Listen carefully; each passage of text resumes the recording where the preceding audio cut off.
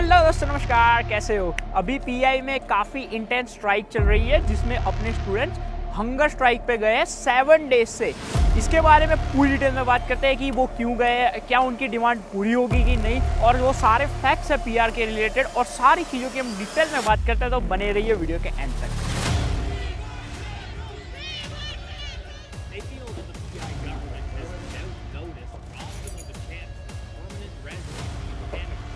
The sudden changes have made a drastic impact on my life. But they changed it overnight, right? This is youth exploitation. They called us here, now they want us to leave. I'm really worried about my future here. इस scenario को सबसे beginning से observe करता है। सबसे पहले फरवरी 2024 में government ने ये रिलीज़ किया कि वो जो अपनी पीएनपी नॉमिनेशन का जो क्राइटेरिया है वो 25% से रिड्यूस कर रहे हैं, ताकि वो जो इश्यू करने वाले हैं वो उनमें 25% रिडक्शन आएगा। उससे तो ज़्यादा रिटालिएशन नहीं हुआ क्योंकि वो 25% ही रिडक्शन है। लेकिन गवर्नमेंट ने इस मई मंथ में अपने पीआई के जो 2 मेजर पीआर के लिए पाथवेज है उनमें थोड़ा चेंज लाया है। 2 मेजर प्रोग्राम ये है, skilled worker and AIP. Major change ये लाए हैं कि अभी तक जो सारे स्किल्ड वर्कर वहाँ पे अप्लाई कर सकते थे, अब से सेल्स एंड सर्विस वालों अप्लाई नहीं कर सकते। उन्होंने वो क्लियरली अपनी वेबसाइट पे अपडेट कर दिया है। इसका मतलब ये है कि जो कॉल सेंटर में बंदे काम करते थे या सेल्स एंड सर्विस कैटेगरी के अंदर जो भी पोजीशन आती है वो सारे लोग अभी पीआर के लिए एलिजिबल नहीं होंगे उस स्ट्रीम में अप्लाई करने के लिए। जो लोग कॉल सेंटर में जिन्होंने 2-3 साल का वर्क एक्सपीरियंस कंप्लीट कर दिया है और वो अभी पीआर अप्लाई करने के लिए एलिजिबल ही हुए थे और पीआर के रूल्स चेंज हो गए, तो वो थोड़ी फ्रस्ट्रेशन तो वैलिड ही बनती है, क्योंकि उन्होंने 2-3 साल मतलब वहाँ पे काम किया, किसी और प्रोविंस से मूव हुए और पीआई में 2-3 बड़े ऑर्गेनाइजेशन है कॉल सेंटर के, तो वो काफ़ी मास अमाउंट में स्टूडेंट्स वहाँ पे थे वर्क परमिट पे जो पीआर के लिए अभी एलिजिबल होने वाले थे या फिर हो रहे थे।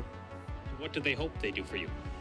I hope if they can, or because all of the people they have audit. अभी प्रोटेस्ट की बात करते हैं, तो प्रोटेस्ट शुरू हुई थी मई मंथ में जब इन्होंने ये रिलीज़ किया, तो लोग काफ़ी फ्रस्ट्रेट हो गए। फिर उन्होंने प्रोटेस्ट पे जाने का फैसला लिया। शुरुआत में उन्होंने थोड़े छोटे लेवल पे की थी शुरुआत प्रोटेस्ट की। 8 to 4 PM वो लोग बाहर, वो जो बिल्डिंग है उसके बाहर खड़े रहेंगे या इन लोगों को कहेंगे कि हॉन्ग प्लीज, या छोटी मोटी वो पोस्टर लेके खड़े रहेंगे। फिर उनको लगा कि अभी थोड़ा एक्सट्रीम करना पड़ेगा, इससे मतलब लाइक अटेंशन नहीं आ रहा, बात पहुंच नहीं रही आगे जहां तक हमें पहुंचानी है। तो फिर उन्होंने डिसाइड किया कि वो लोग हंगर स्ट्राइक पे जाएंगे। वो उन्होंने ऐसा कहा था कि जब तक उनकी बात कोई सुन नहीं लेता ना, तब तक वो हंगर स्ट्राइक पे रहेंगे। ना खाना खाएंगे, ना पानी पिएंगे, कोई भी ड्रिंक नहीं करेंगे। वहीं बिल्डिंग के बाहर कैंप लगा के बैठे रहेंगे। लोग लाइक लिटरली ब्लैंकेट और वो छोटा सा कैंप जैसा लगा के वहाँ पे लाइक लिटरली बैठे हुए थे। और ये हंगर स्ट्राइक 7 दिन तक कंटिन्यू रही। फ्राइडे को जब उनकी इमिग्रेशन ऑफिसर से मुलाकात हुई, उन्होंने अपने सारे पॉइंट्स रखे कि we would like to be grandfather, क्योंकि हम पहले से आए हुए और तो हमारे एक्सपीरियंस को काउंट किया जाए और इसको थोड़े टाइम के लिए एक्सटेंड किया जाए, नॉट फॉर लॉन्ग टाइम, कि वो लोग खाली एलिजिबल हो जाए और वो अप्लाई कर दे, या फिर 1 साल बाद या फिर 2 साल बाद कोई डेट दे दे और पहले से अनाउंस करे, नॉट अ राइट अवे, ताकि लोग जो आ रहे हैं बाहर दूसरे प्रोविंस से या फिर जिन्होंने एक्सपीरियंस इकट्ठा किया हुआ है उनको पहले से ही पता लग जाए कि भाई अभी ये रूल्स चेंज होने वाले हैं, तो फिर हम इतने उस प्रोविंस में ना जाए, कहीं और प्रोविंस में जाए या फिर कुछ भी करें, लेकिन एडवांस में बताओ जो भी है। We are thankful firstly to the God, and thank you and another thanks to the government of PI who contacted us today, and they encouraged us to put a pause on the ongoing hunger strike, as they say that they are doing serious considerations on the demands and they are working on it, and the list is provided to them with the names of people who are affected and who are going to lose their work permit soon as.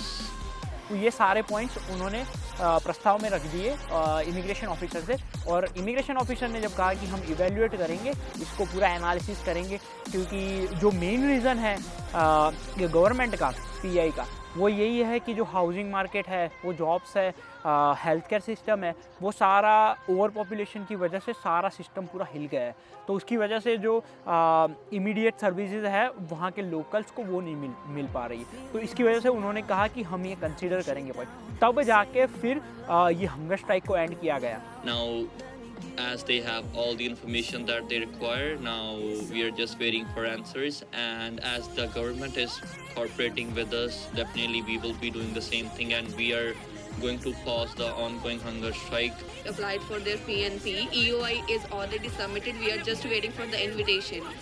So we are hoping maybe they will directly gonna give us an invitation so we can apply our documents, and as soon as we can get our PNP approved. Yeah, we were very relieved when Rupinder came and just told us the news. But we will be still protesting 24/7. And this is message from my side to all the islanders that we will be having treats and drinks from now onwards 24/7. You guys are more than happy and welcome to join us anytime.